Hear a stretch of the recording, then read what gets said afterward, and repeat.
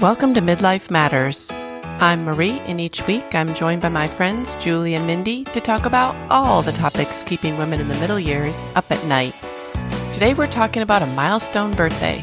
Our wonderful co-host Julie is turning 60, and she's here with a friend to talk all about what it feels like to be entering a new decade. Let's get started. Listeners, today we're talking about a milestone birthday. Our wonderful co-host Julie recently turned 60, and today we're going to be talking about how this feels. How does it differ from what you thought it would be? What should we expect? And before we dive in, I want to say that Mindy couldn't be here today, so we have a guest. A guest who has joined us a few times before and who also recently turned 60, Janet Addison. And Julie, I'm going to let you tell listeners a little bit about Janet. Well, first of all, I just want to say that Janet's been on the podcast, I think, 4 or 5 times. And it just says that she has such an exciting life filled with things that are podcast worthy to talk about. It's because I'm so old. No, Janet is a long-term friend. Trying to think how long, maybe 40 years, 35, something like that. We've been married longer than 35. Yeah, 40. Okay, 40 years. Yeah. College days.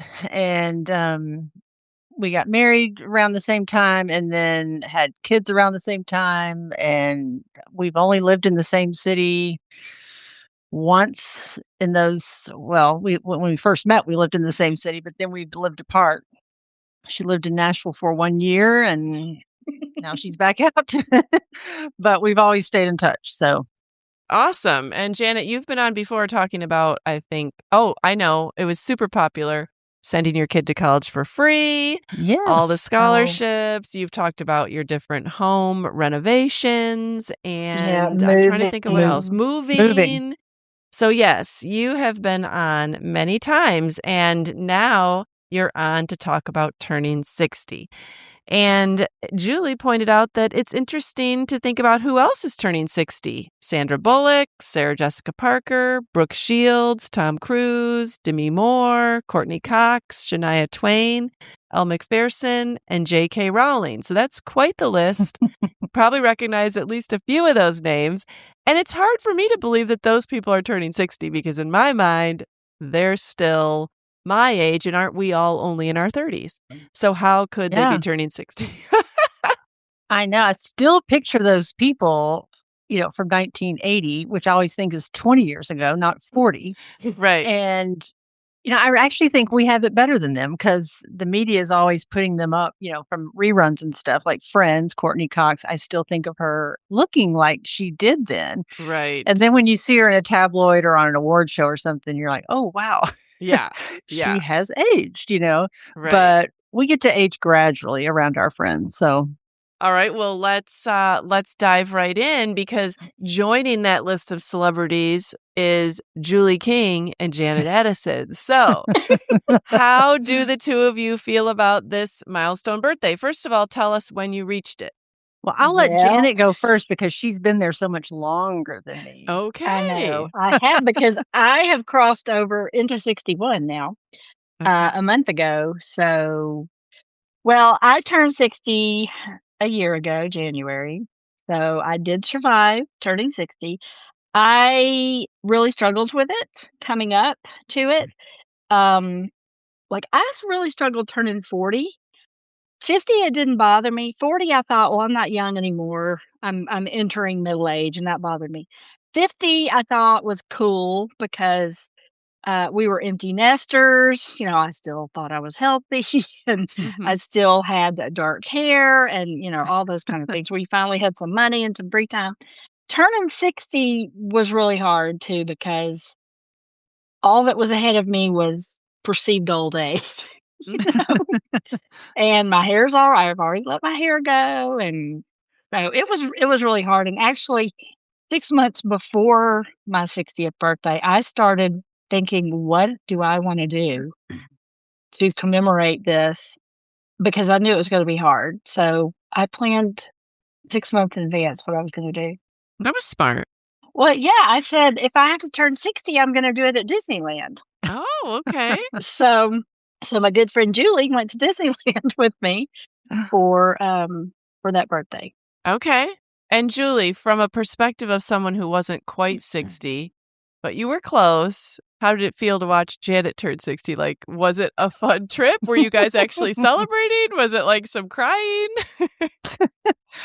Well, Disneyland is the happiest place on earth. So I think that's why she picked that, because there was no And I'd chance of never being been sad. to Disneyland before. Yeah, we went to California. So that was a whole adventure. And then I, of course, got her out hiking and doing all this extra stuff while we were there. But no, it was fun. I didn't think of it as sad or anything, but I know she had struggled with it beforehand. And that's why she was so intentional about wanting to be somewhere like that on her birthday. So it did give me a lot to think about. Okay, why is she not liking this? What's coming? Well, when did you turn 60, Julie?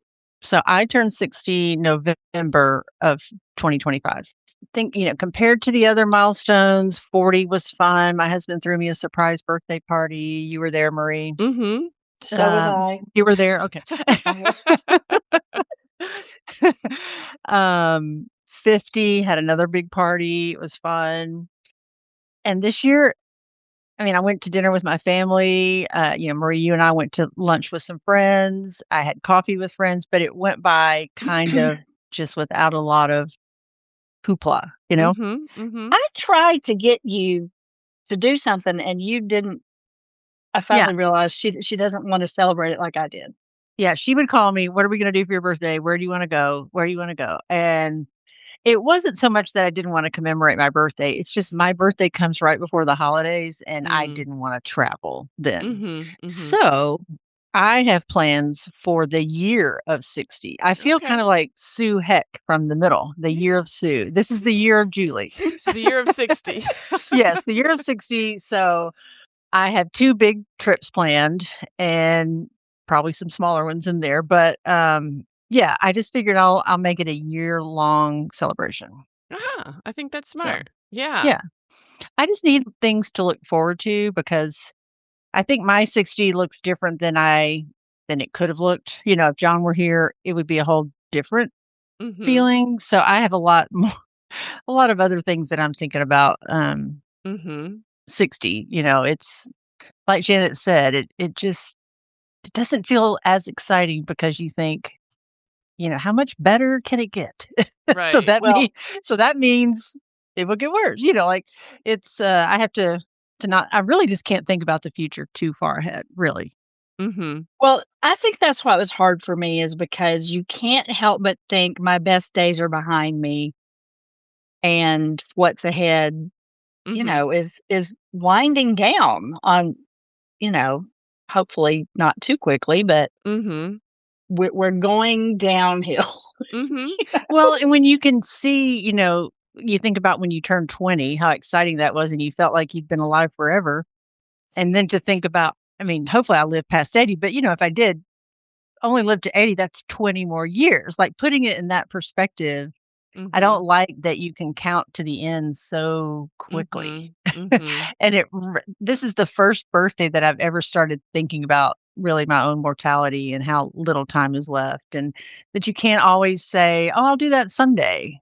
You have to start thinking, okay, if I really want to do this, I need to do it now. And I'm not being pessimistic. Just, Sure, being practical. Being practical. Well, Janet, over the past year, have you come to accept 60 more? Yeah, and I guess the good news is 61 didn't bother me a bit. Oh, really? Okay, good. No, because, I'd already gone over the big speed bump, so the next one didn't bother me that bad. But yeah, it does mean every form you fill out, you're pretty much checking a different set of numbers on the box and all that. It's old enough to be old, but I'm still too young for like the lifetime national park pass and government health care, Medicare. True. We're in limbo. Yeah, the senior discounts on camping spots. I'm still too young for that. So I guess I need to be grateful for that. Let's talk about the practical things. What do you notice in changes from 60 to say even if you look back 10 years, so say when you turned 50, what do you notice about now turning 60? Like, do you tire more easily? Are you forgetful? Like, what's happening with your life? Tell us, whatever you want to. I am trying to be more intentional and deliberate. And the first thing that pops to my mind is, 2 weeks ago, we were all buried in snow, and Greg wanted to go outside and walk, and my thought was, "Well, good night now, I'm not doing that because I could fall, and then Mm-hmm. I don't have the time or the interest in going back to physical therapy or possibly having more surgery," so I am being more careful with my body because I'm feeling more fragile than I would have 50 years ago. That wouldn't have even entered my mind. But now, having been through a couple of procedures and a couple of stints in rehab and all that, yeah, I don't wanna do that again, so I'm being more cautious, Mm-hmm. and that makes me feel old. Yeah. How I about my would mother? say the exact same thing, that for my birthday, I went hiking with some friends at Fall Creek Falls, and I fell, and I was not even taking a step. I was standing totally still on a wet rock in a creek, and I just a lot of times when you fall, it feels like slow motion and you're gonna catch yourself. Mm-hmm. It was just bam, I was on the ground, and I thought, "Am I dead? Did I hit my head?" I mean, I didn't know what happened. My feet Mm-hmm. literally just were pulled out from under me. It did hurt. I broke my tailbone, but I was scared. I was scared to death, and Mm-hmm. ever since then, I mean, I haven't been hiking since, and people have joked about, "When are we gonna hike?" And I'm a little hesitant, because I think, and that makes me mad because I've never been afraid of hiking, and my Mm-hmm. mom was always afraid for me to go. In fact, that day she said, "You be careful," and I'm thinking, "What could happen?" Like, I'm just putting one foot in front of the other on a trail. What could happen? And Right. now I am more cautious. I didn't go out in the ice. I mean, we did have ice, not snow. So Mm-hmm. I was, not interested in getting out on my driveway in that. And I don't know, and that just sounds like the way an old person thinks, about Mm-hmm. protecting their body. And I know when my daughter and grandkids were here at Christmas, we went to a park with one of those huge wooden play structures in Franklin, Mm-hmm. and it's all kind of dark weathered wood, steps everywhere. Mm-hmm. And I just walked like I was walking on a flat surface and missed the bottom step. Oh, no. And there were it was another flat surface ahead of me, so when I kinda stumbled, I didn't fall, but I stumbled, I caught myself. And the rest of that day, I just thought, "What if that had been a series of steps? What if that had been" Mm. Mhm. And it was so embarrassing, and I just, it just kind of played in my mind over and over, like, "What if? What if I Mhm. had done this? What if something had happened?" Mhm. I'm also trying to be more intentional about, like Julie mentioned earlier, you don't think in terms of, "Oh, I got time to do that later." If I wanna go somewhere, I go somewhere. If I wanna do something, I do it. I'm not waiting until the perfect time you know, or whatever. I'm just trying to be more intentional, and I'm I'm downsizing, I'm getting rid of stuff. I'm thinking about, like I bought one of those, knockbox things where you set up, and this sounds really old, but I don't know.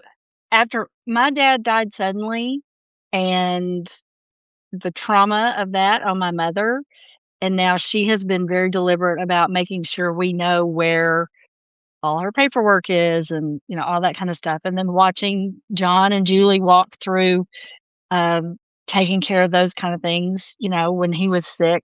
I'm going to start doing that now because I don't want something to happen to me or us and leave our kids in a lurch. So just those kind of things. I'm trying to be more deliberate and intentional with my time, kind of planning ahead that way.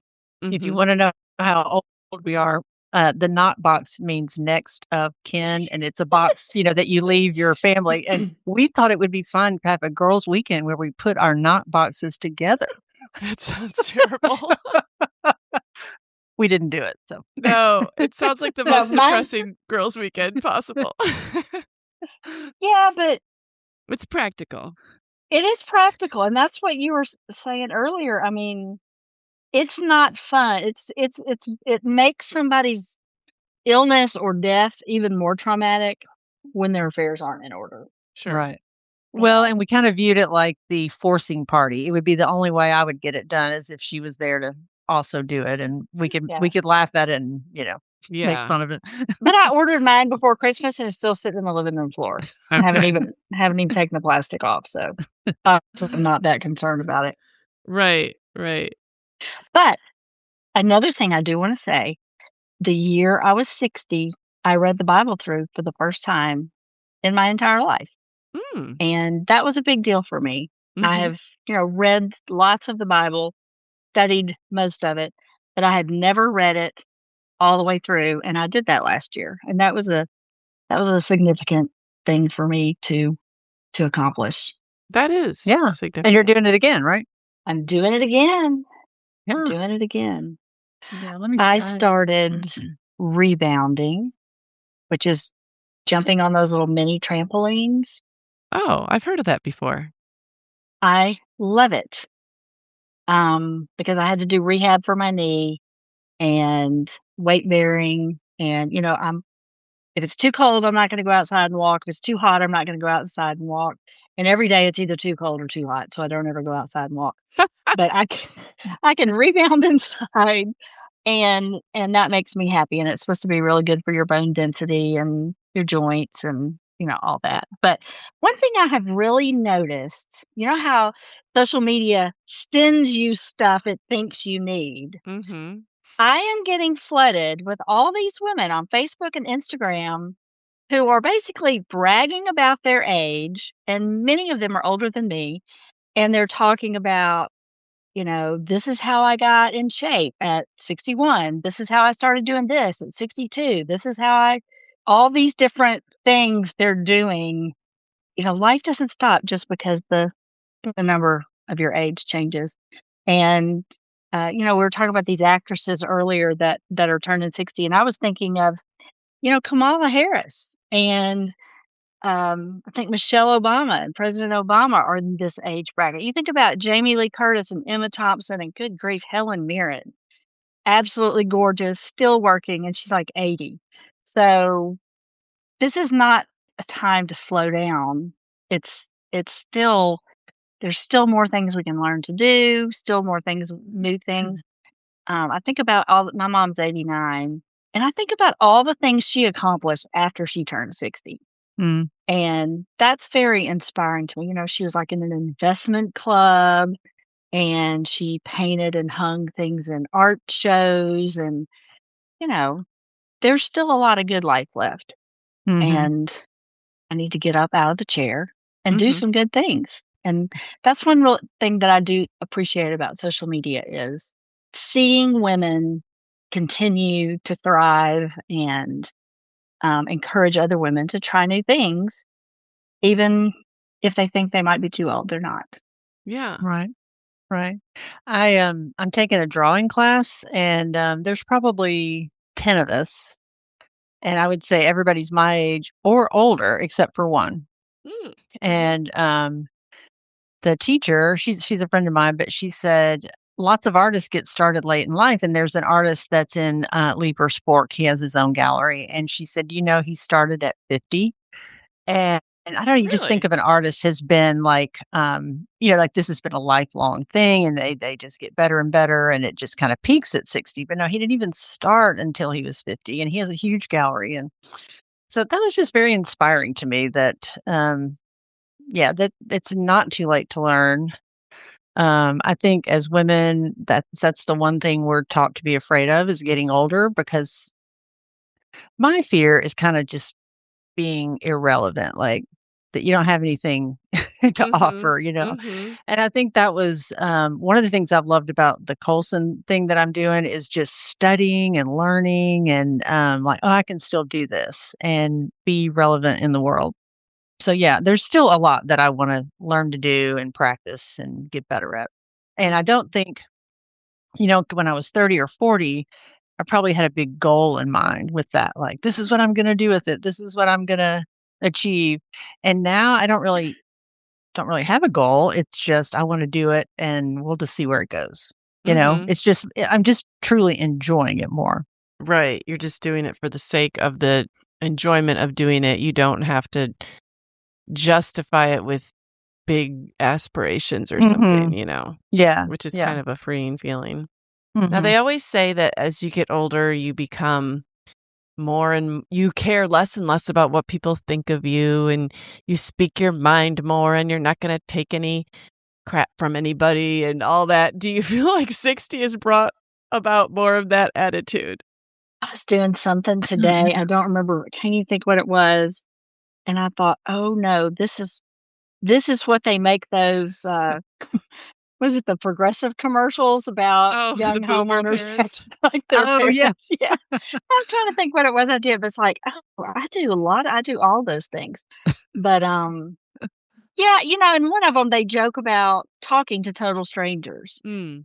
And I think, well, if I'll say older people don't talk to total strangers, then nobody's talking to anybody. Mhm. So I don't You're care if, carrying the torch for talking to strangers. well, and like our son one time we were in DC and Grant said, "We're talking to people. Nobody wants you to talk to them." It's like, I don't care. I'm going to be friendly. This is who I am. I'm not.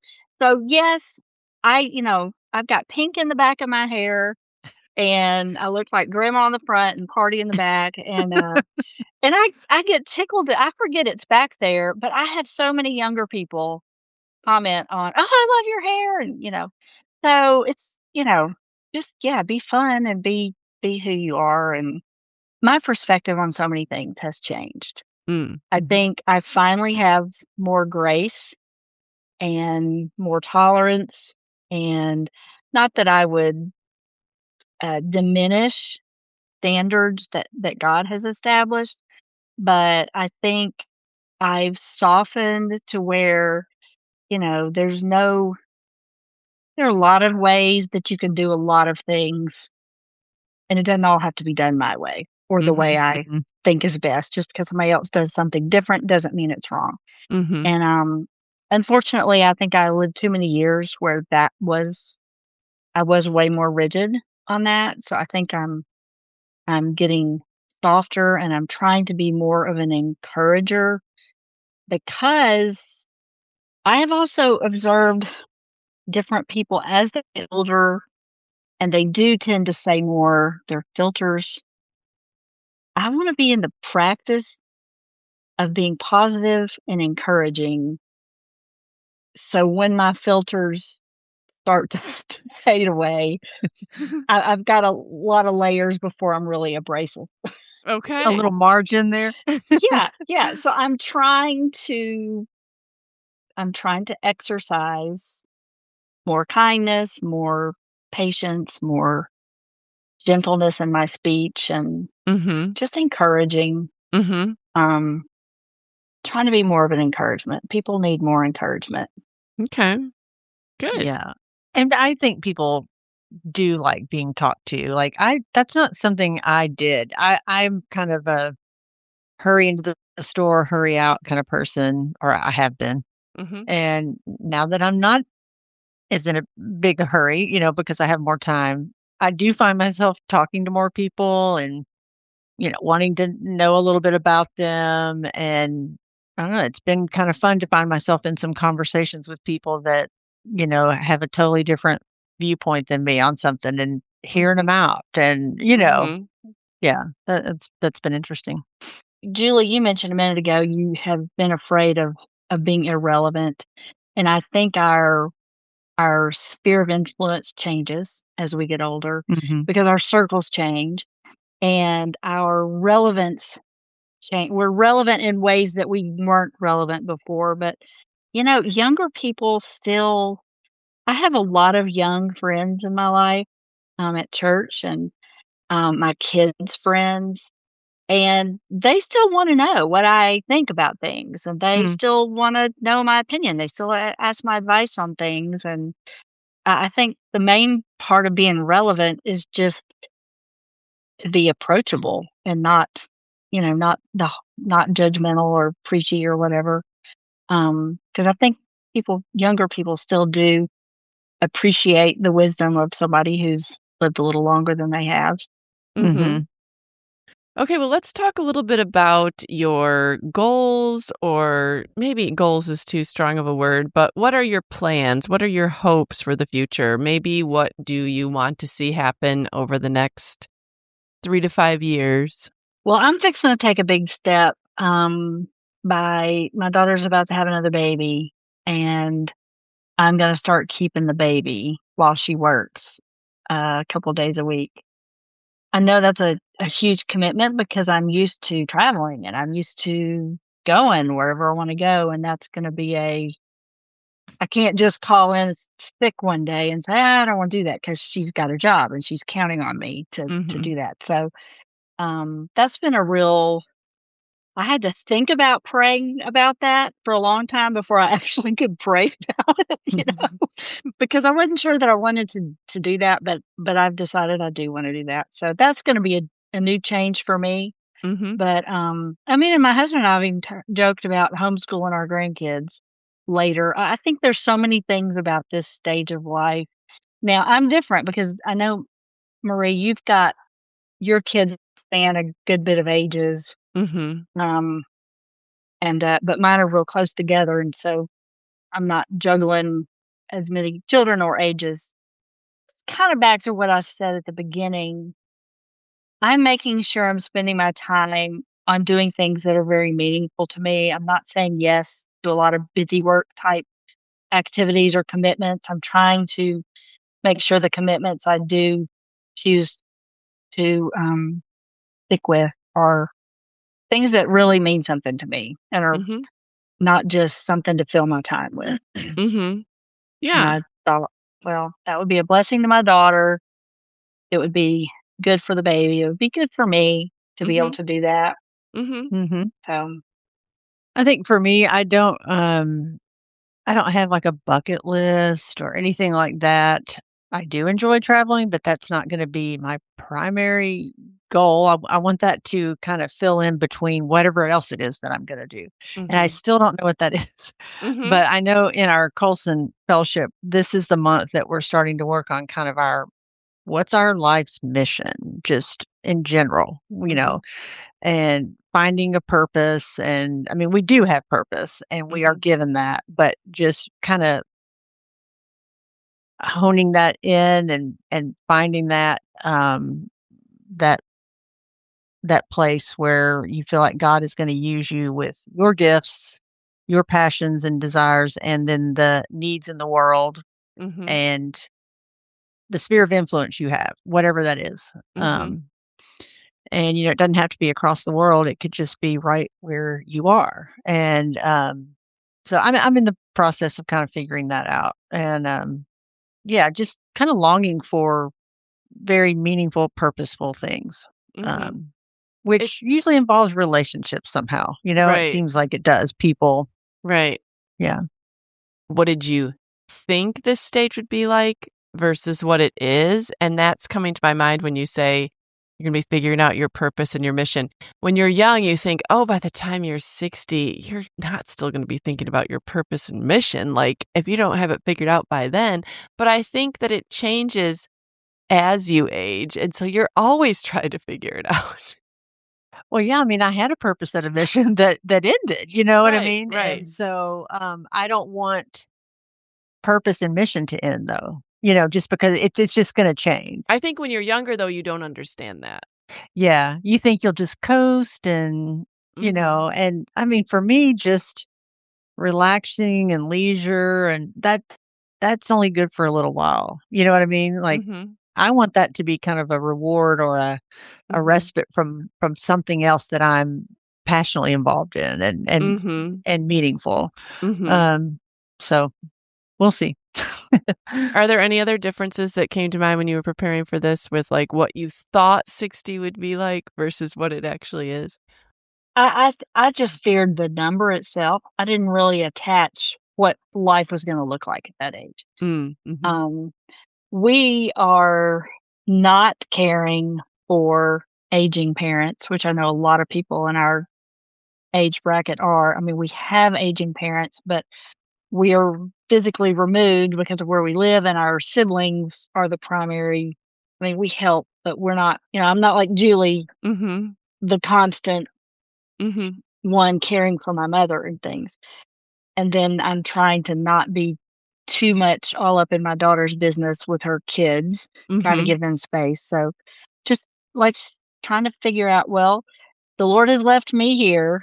He's not done with me yet. What am I supposed to be doing? Who am I supposed to be ministering to or building into? And, but I didn't really, I don't know. My thing is I'm ready for my husband to retire.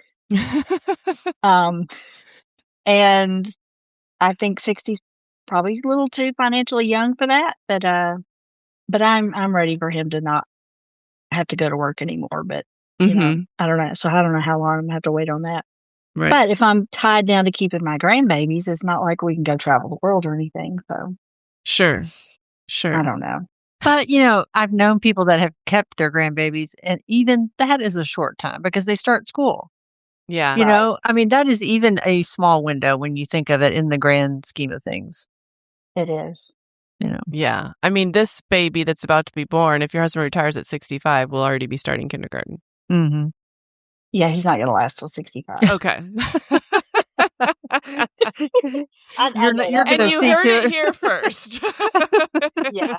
Spoiler alert for anybody we know that's listening. But well, I'm curious, Marie. You are on the other side of this number. What are you thinking it's going to be like? Are you dreading it? Yes. Yes. You're still not real close to it, are you? You've got a couple of years. I'm going to be 54 this year. So. Oh my gosh. So you should be worried about 55. Well, I am. But I'll tell you, when you were saying how worried you were about 40, that was how I was at 40. I mean, I remember going to my annual checkup that year and the doctor saying, well, you're turning 40. And I mean, I practically burst into tears. And he was saying, like, what do you seem like really upset about this. Like, what do you think 40 is going to be like? I mean, I basically just thought it was practically death. I mean, he was like, he was trying to cheer me up about it because he was older.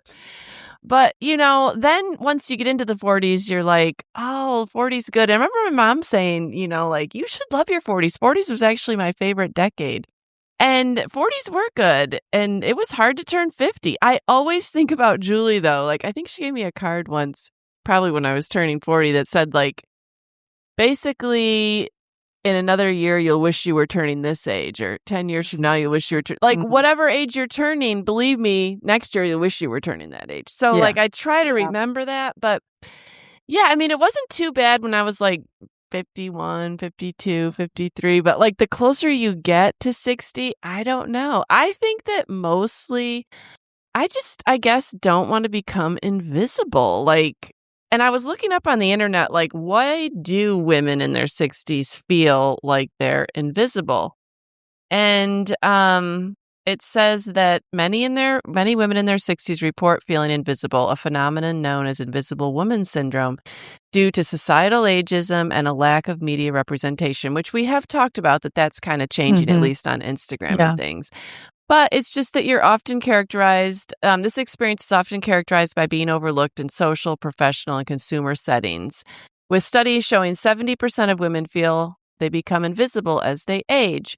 And then this is AI talking. So it says, of course, this invisibility is not a physical reality, but a social construct, as if we thought it was a physical reality. I mean, wouldn't that be fun? Give us a break. We're not idiots at 60. We know we're not really going to be invisible. I can see where that might be an issue in your career, maybe. Yeah. If you feel, especially if you are needing a new career, if your job ended and you want to keep working, I see where that might come into play more, which it doesn't really affect me. So why am I worried about it? I don't know. I mean, I've actually thought about getting a job now. Even though you want your husband to retire. Yeah, well, that's what he says. If you'd get a job, I'd retire, But part of me is like, what else do I have to do? I think for the social aspect and just the structure. There's a lot about a job that appeals to me. There's nothing about a job that appeals to me, Jan. Well, and then Greg says, "Why? Why do you think that sounds fun?" So, but I can see people feeling invisible in the business world once you hit a certain where they're always looking for younger, sharper, I guess people. maybe I feel that I hope I don't become invisible within my family. I think it goes back to feeling so integral, maybe because I had 5 kids and have been raising them over the course of 30 years, feeling so integral and like all the plates spin around you. And then the older you get and people move out and have their own families, like the less relevant you are. And like, I don't want to become the relative in the corner at Christmas that nobody wants to sit next to and have a conversation with because she's so boring. But I think as their needs change, their needs for you change. Yeah, probably. Yeah. That's what I've found. Well, and I think the more relevant you stay kind of in the world, and I mean this educated, caught up on things, interested in things. Yeah. Like I know I love to hear my kids just get together and talk, and a lot of times I don't know what they're talking about, but I'll try to find out after they leave. Like, what are they talking about? Research. I want to know what this means, And sometimes I throw out a word that they think I don't know, and they're like, "Man, you are so with it." Yeah, you are so with it. Mine are like, "Please don't do that, Mom. Don't use that. You're using it wrong." Yeah, a lot of times it's like, "Oh, don't ever say that again." No, I don't mean cool things, but just, like I want to be able to carry on a conversation with what they want to talk about. Yeah. I guess one of the things I fear about getting older too is, you know how like when you used to travel and your kids were young and you like feared dying because, man, you don't want to just like leave your kids behind. And now it's not that I don't want to leave my grandchildren behind because I think that they wouldn't be well cared for, but I just hate to miss it. Like, I think the more relationships and the more people and the more your family grows and the older they get, like, I want to see my kids get older. Like, I want to see them get established in their careers, and then there'll be another milestone I want to see. And like, you don't want to stop seeing it all. Mm-hmm. And 60 means that you're getting closer to stop seeing it all. Yeah, that's what was so hard for John. That's what he just kept talking about, how disappointed he was.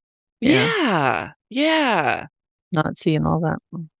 Well, and I not being remembered by your grandkids. Well, true. I didn't want to say it on the podcast, but that altered how you think about getting older, because it is a gift. Not everybody gets to be 60.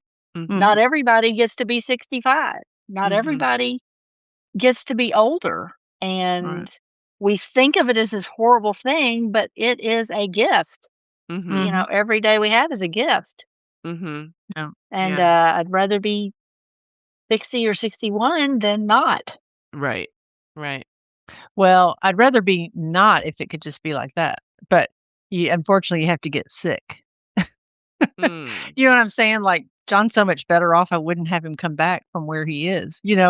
It's us that I still don't want to be gone yet. Well, yeah, I don't want to be gone because I want to be gone because of the impact it would have on my kids. Yeah, on my daughter. Right. Yeah, or on my son. Yeah, right. And my husband. But, but I mean, as far as like, not that I'm indispensable, but I would spare them trauma and grief if I could.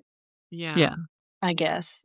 And then there'll come a day when they're ready to, let me walk off a cliff. I'm still not ready to say goodbye to my parents, though. You know what I'm saying? Like, I don't know there ever is a day where you're like, okay, well, we've had enough of her. We're done. Yeah. Don't need her anymore, Like, I don't know. Right. I think it's just, I guess it's just our human instinct. We don't want to die. We don't, even if someone, theoretically knows it'll be okay, we still don't want to do it. We don't want to do it, We don't want to leave everybody, and we love our families. And like, I know that there is another dimension, like, we're not going to be having tears in heaven, but it seems impossible to imagine that there wouldn't be. And I can't say that I'm raising my hand right now to go and experience it. I think God understands that. Like, He put our love for our families, and like we can only do so much with our human minds. But I think that is one of the biggest things about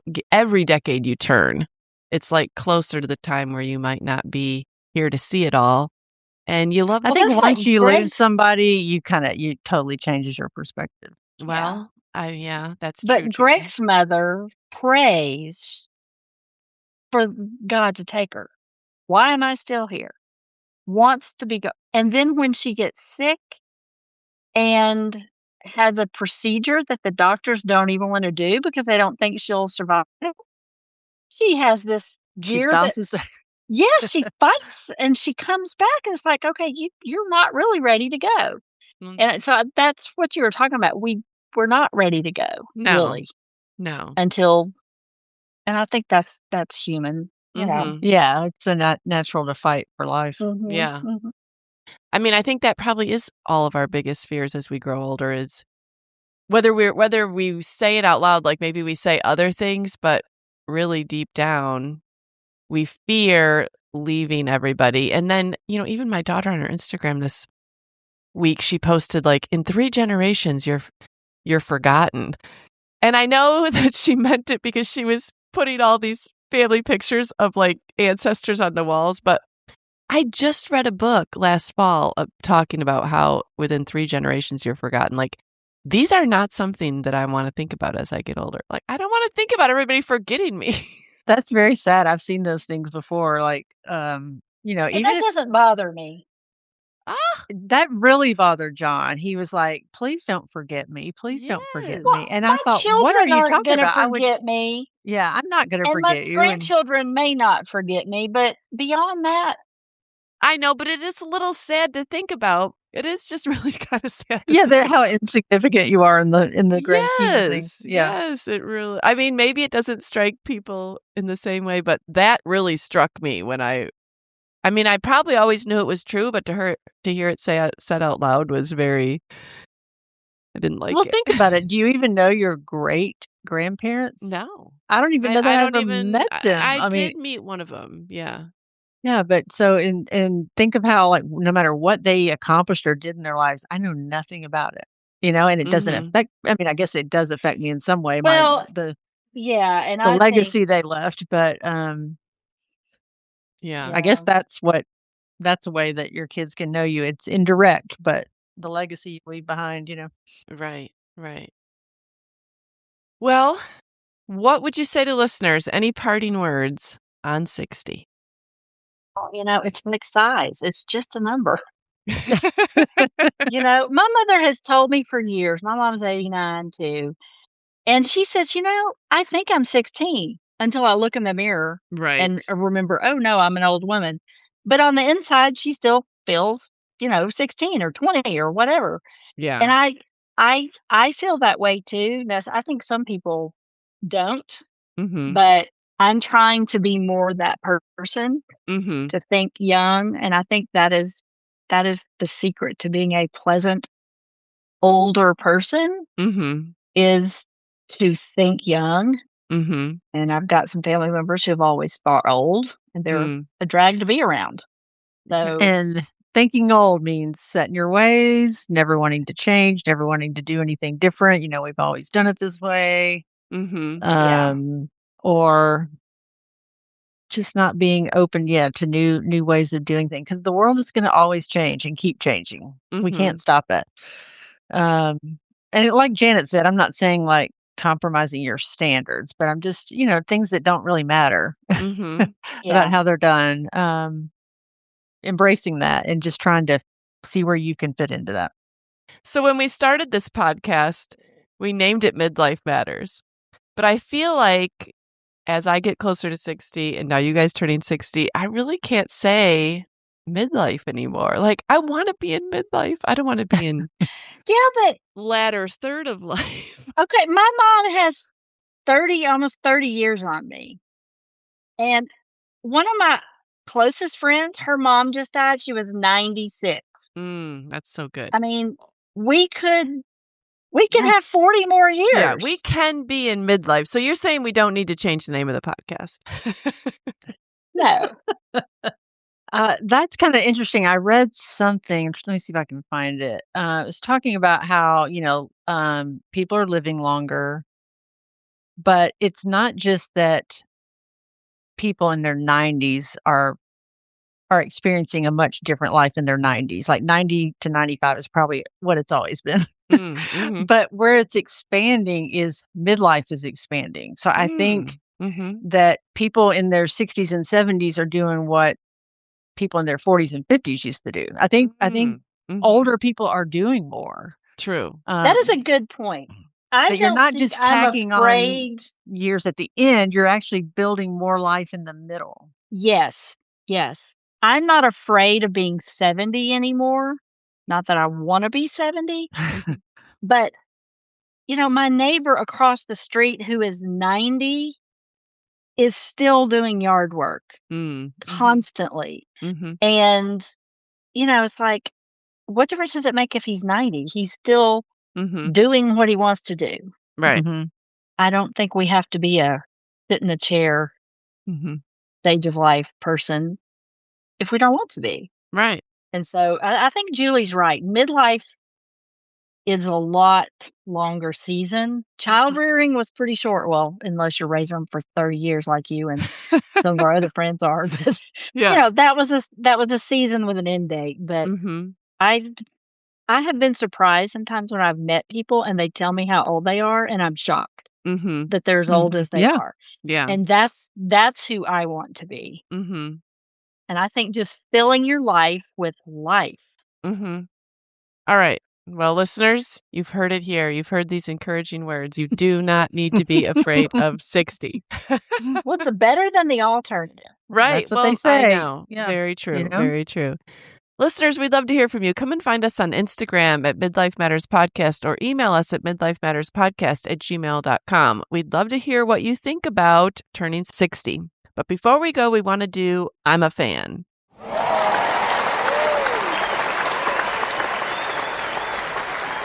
All right, Janet, you are our guest. What are you a fan of? Well, this is going to sound like an old lady thing, I guess, but I am a fan right now of saving money. I have quit subscribing. Like, I dropped Amazon Prime, and that has saved me a ton of money by just not having that. But I've found all of these apps through my library. And I think y'all have talked before about the Hoopla and the Libby and all. But I have discovered one called Canopy, and it's Canopy with a K, and it's through my library, and it has all these videos and things that you can stream for free. So I have enjoyed finding things like that don't cost me money, that still let me watch TV and movies and things like that. I'll have to check that out, see if our library has that. So you can watch live TV? No, it's like some films and like a lot of British. I'm streaming several British shows on there. I feel like that's right up Julie's alley. Yeah. So I've cut back on all my streaming subscriptions. Okay. And so this one is filling the gap for right now. Yeah. All right. All right, Julie, what are you a fan of this week? All right, I'm a fan of a kitchen item that I spent the day using. It is a silicone mold, and it's for cake. It says Jell-O, soap, whatever. But I make egg bites. Oh, like the Starbucks ones? Yeah, and I'm having this little galentine's for my Sunday school class, and this pan has heart-shaped ones. Oh, cute. So it's really cute, and the only time I have made egg bites several times, and they never want to come out of the muffin tins. It always leaves, they break, they leave sticky stuff on the pan, and these just pop right out. You just kind of pop them up, and I mean, they don't stick at all. You don't even have to grease it or anything. So they're really cool. You just have to make sure you put it on a cookie sheet once you fill it, because you wouldn't be able to move it. They're not very, they're real flexible. Okay. but they can go into the oven up to, I think, 450 degrees. And this one on Amazon was 2 6-hole, like 6 hearts in each pan, for $8.99. And I read a ton of reviews, and this particular pan got really, really high ratings. People loved it. So I can't wait to make up a bunch of egg bites and freeze. All right. Well, that sounds good. And I think that sounds like a cute idea for your Galentine's party. Mm-hmm. They are cute. We will put a link to that in our show notes. I'm a fan this week of a 2025 Peacock miniseries. Have you guys watched All Her Fault or heard of it? Mm-mm. Oh my goodness. Every single person I've talked to has loved it. It was so good. So basically, it is a mother's worst nightmare unfolds when she arrives to pick up her son from a play date, and he's not there, and the host has never heard of him. And it is just from the very first scene, and she shows up at the door at a total stranger's house, and the child is not there. The person's never heard of them, and then she doesn't know where her child is. So it's really, really good. It's got 8 parts to it, and every single time you just want to hit play. Well, I do have Peacock for the Olympics, but I don't know. Well, you should ask David and Andrew if they've heard of it, because I don't know. I feel like you guys would enjoy watching it as a family. It's suspenseful, but yet, I mean, you just want to keep on pushing play. It's so good. Mm-hmm. Janet looks doubtful. I'd rather watch the Olympics than that. Julie goes off. That stresses me out just hearing you describe it. I know. Well, you are stressed, but that's what hooks you. That's the hook. I'm glad you're enjoying that. Well, listeners, if you have enjoyed any of my TV recommendations in the past, I promise you will like this one too. All right, so I'll put a link to that in my show notes. Janet and Julie, thank you so much for coming on and talking about 60. And we really appreciate you guys being honest and also hopeful. Yes, thanks, Janet, for doing this. Thanks for inviting me. All right, we'll talk to you guys later. All right, okay, bye. We're so happy you joined us today. You can find the show notes for this episode at midlifematterspodcast.com. Also, please tell a friend about the show and help them hit the free subscribe button on their favorite podcast app. Be sure to follow us on Instagram at Midlife Matters Podcast. That's where we post pictures and stories about all the things we talk about in each episode. Thanks for listening, and we'll see you next week.